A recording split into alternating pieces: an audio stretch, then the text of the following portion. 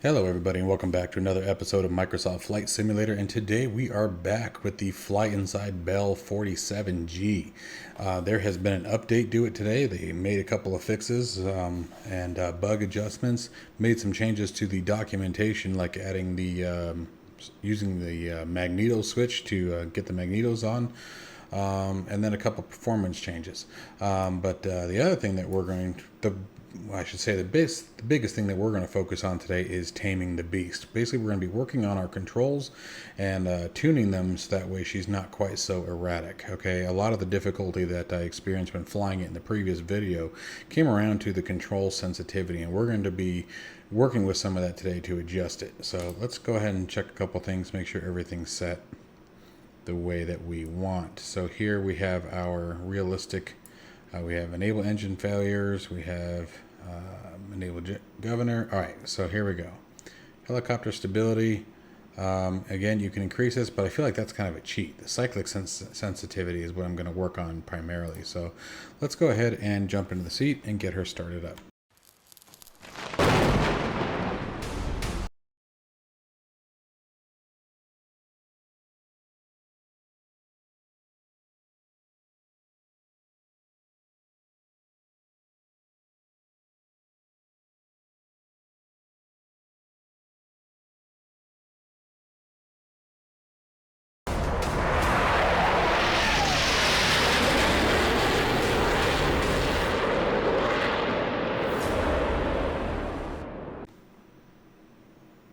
All right, so call me crazy, but I also feel like there might have been a slight texture adjustment because some of this looks a little different, which is a good thing. So first thing we're going to do is flip our battery on. We're going to turn our magnetos on. We're going to put our mixture all the way to full and then hold our engine starter.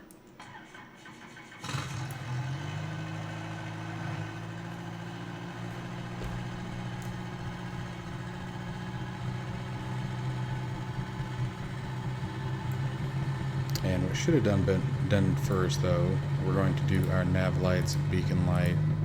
Come on. It should be. That's just spare. Okay.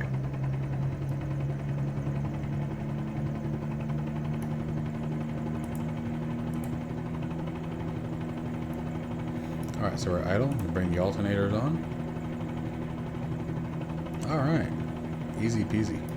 So, as I said, what we experienced before was the aircraft was very, very hard to control, and I think that the biggest contributing factor to that was the sensitivity of the cyclic.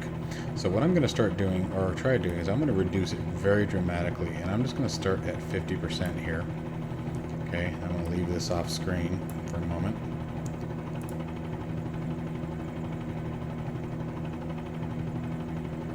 Alright, there we go.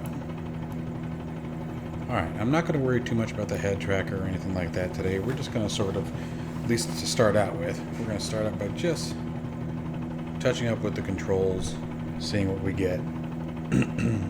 So, here's adding some power to the collective. Or I should say adding some collective. Going real slow, waiting for the aircraft to start to respond to it. There it is. So there's the lift. Okay, so that already almost feels like it's probably too slow. And you can see that what it's taking for it to respond. So let's do this. Let's get her to sit back down a bit.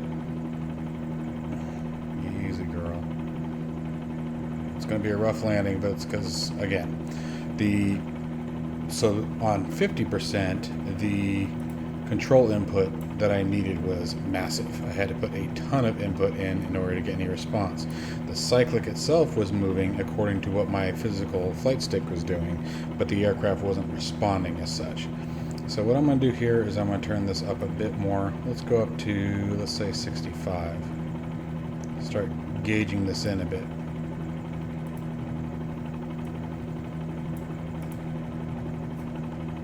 And let's start again.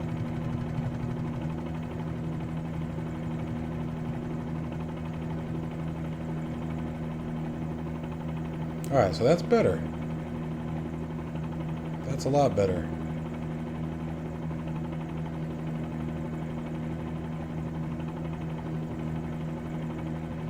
Add some more collective. I don't have enough collective in.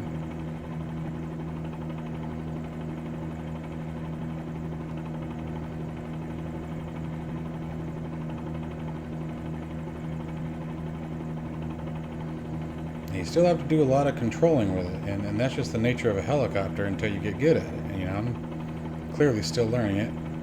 Come on, here we go. Okay, so we're getting there. Trying to work her into a decent hover, or at least close to it. I'm not necessarily trying to nail it right now, but just trying to get an idea of how she controls. So I'm gonna try to slowly set her back in. Oh, I'm getting all over the place. And that's the thing with these helicopters, it's very easy to get to overcorrect. And I found out the same thing when I was learning the Huey and DCS, and it's no different today in the Bell here. And I think honestly that's more just an example of how realistic that the aircraft is going. You know, ooh, gosh, that was loud. That was my chair. Come on. And as you get down low into the ground effect, they're all harder. I mean, they really are. Come on, baby, stop rocking, stop rocking. Like, you almost have to, as soon as you add it, you got to pull it back off.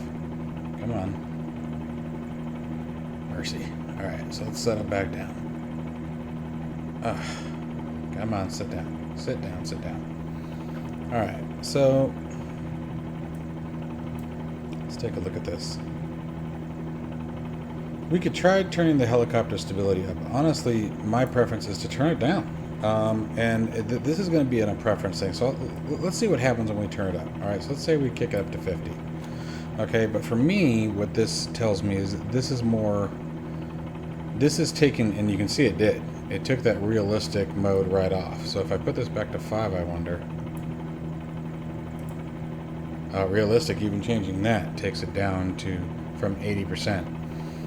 Which I don't know. I don't know that I agree that the cyclic sensitivity should adjust the realism. And the only reason I say it is because you can only base that on the hardware, in my opinion, right? Every hardware is different.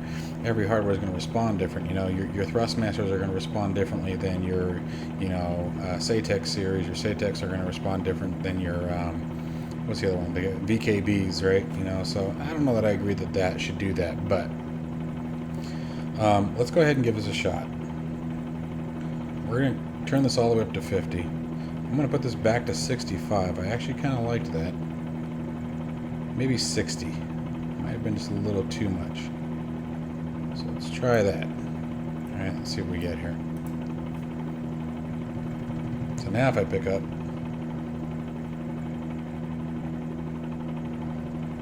okay, so yeah, that's very significant change of performance there. I mean, my hands are off the controls. Okay, so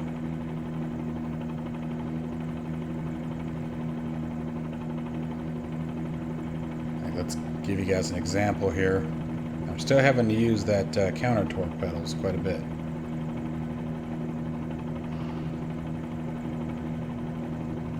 But so at this setting, this feels much more like the H135. And I still wouldn't say it's bad, but it's definitely much, much easier.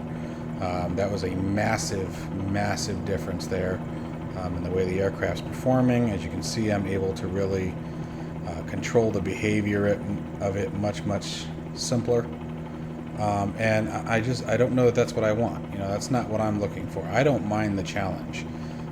It's just like anything else. It's a learning curve, you know, and so it depends on what you're wanting to get from the aircraft. Somebody had mentioned in one of the comments of the previous video that they didn't want to fly it because, well, they don't want to take that much time. It was too much stress. Well, these are the ways that you can, and that's why I labeled the video the way I did, Taming the Beast. You have a couple of different options that, don't take away from it completely, and can give you, the simmer or the pilot, the experience that you're looking for while flying the aircraft you want to fly. And that's the beauty of simulation, right? You know, with simulation and what we're doing here, you know, we're able to manipulate the environment to what we want. So I'm going to go ahead and kick that back, though. I want to try to figure out what the best cyclic sensitivity. I don't have any problem adjusting the sensitivity. I don't feel like that should affect the realism of it. And if anything, I just made the aircraft more uncontrollable, but is what it is. So we're going to leave it here, and then I'm going to try this again. So here we go. See if I can get some similar behavior out of this. All right, sweet lady, work with me. Come on, baby. Here we go. Approaching that lift point. There it is. There's that counter rotor. Alright, so what I'm trying to accomplish here is basically a taxi float. See, no, too much. Too much.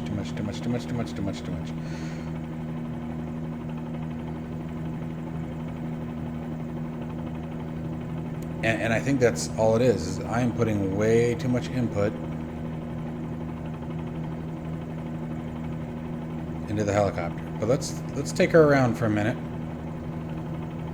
and see if we can't get her under control and get an idea.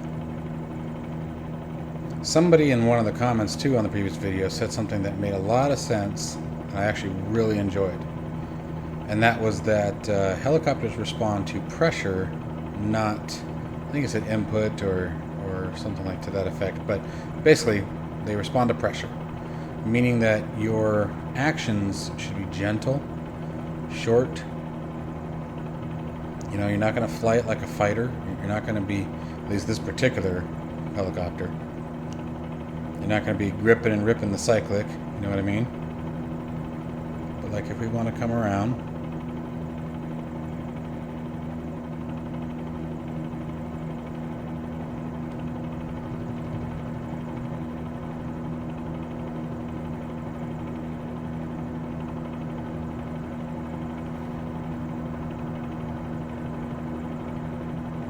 and I think this is how you're going to want to start to learn this aircraft.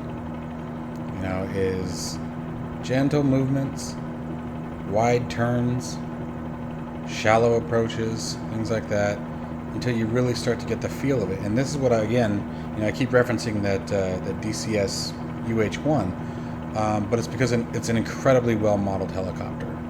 It's honestly probably my favorite module in DCS world.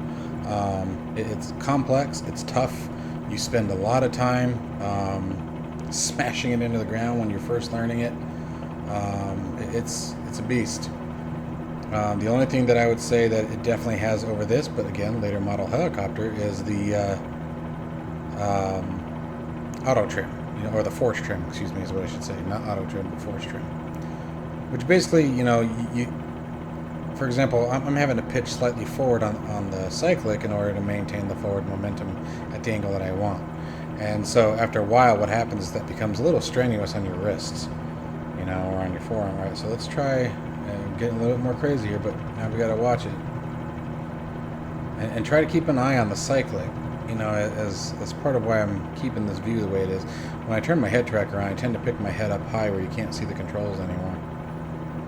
And so just sort of keep an eye on what I'm doing. Like right now, there is absolutely forward momentum on the cyclic, forward pressure, I should say. But you guys can see, and I turned the helicopter stability all the way down to 0. You know, so you can get it. It's just a matter of figuring her out. You know, build that relationship. You men who are married or dating women, you guys know exactly what I'm talking about. Got to figure her out. Yeah, and honestly, you're dating anyone, man or woman, doesn't matter. You guys know exactly what I'm talking about when it comes to figuring out a relationship. So it's the same principle, and you know, I hope I didn't leave the impression on the previous video that I was upset with this aircraft. I wasn't at all. It's an extremely wonderful model of this helicopter. It's tough, it's challenging. There's going to be a lot to learn. So now let's go ahead and see about sending her back home. I don't want to get too brave with it yet, as far as, you know, picking random spots to land on, or precision point landing if you want. However you want to verbalize that. Let's add some collective, a little low. Come on, baby. Try to get her straightened back out here.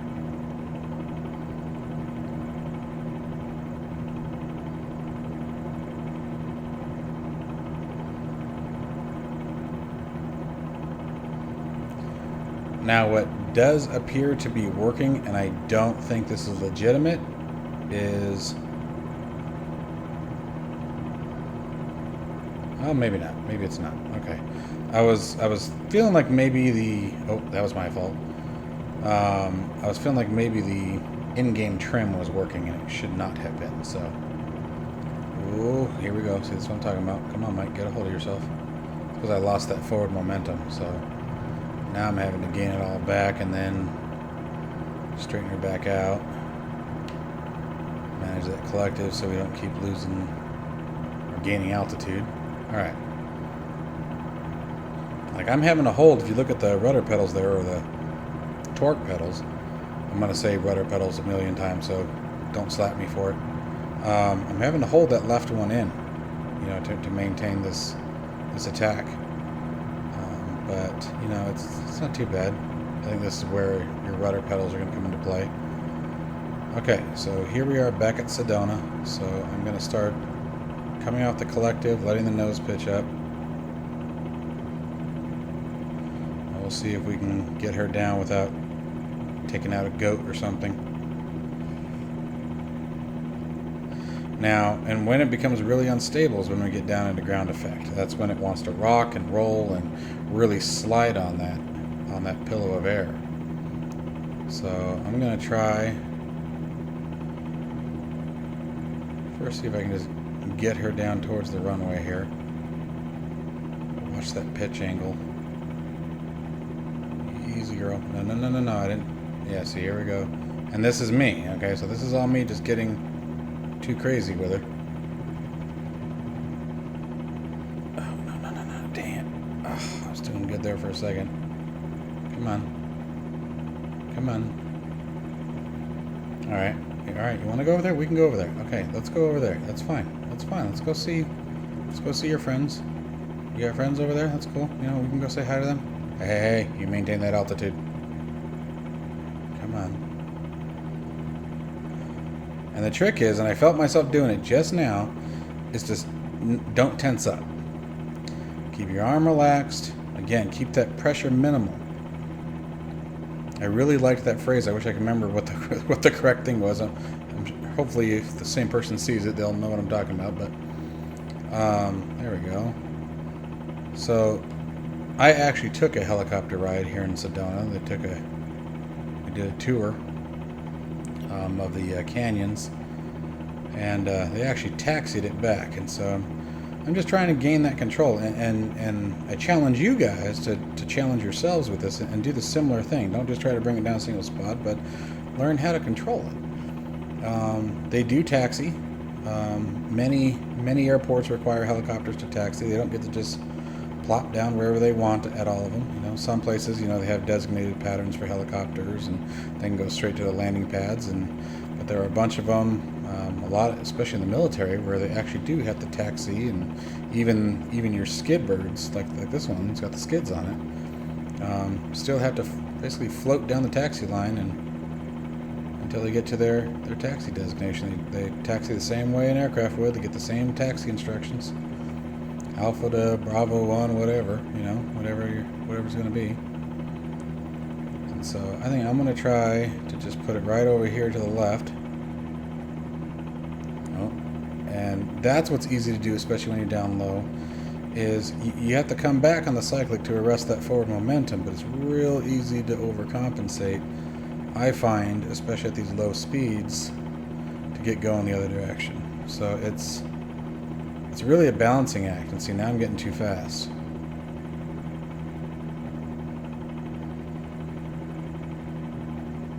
I'm probably a little high still. Oh, see, here we go.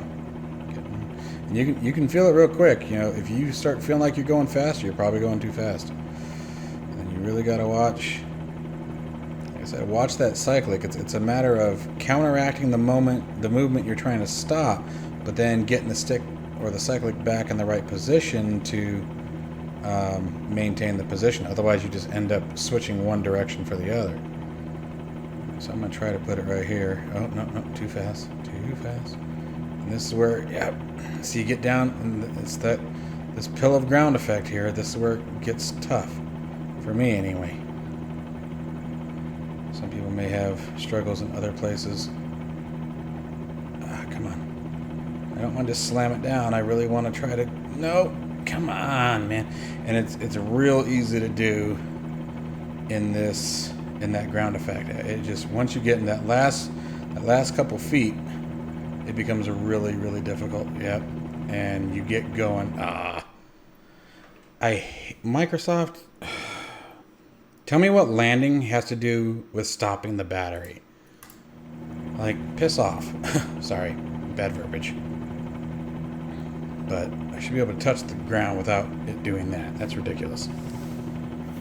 So anyway, I challenge you guys, I still stand firm. If you guys have not purchased this bird, buy it. If the funds are there and you're interested in rotors, I absolutely recommend it. It's a ton of fun. It is challenging, but you can also bring it up.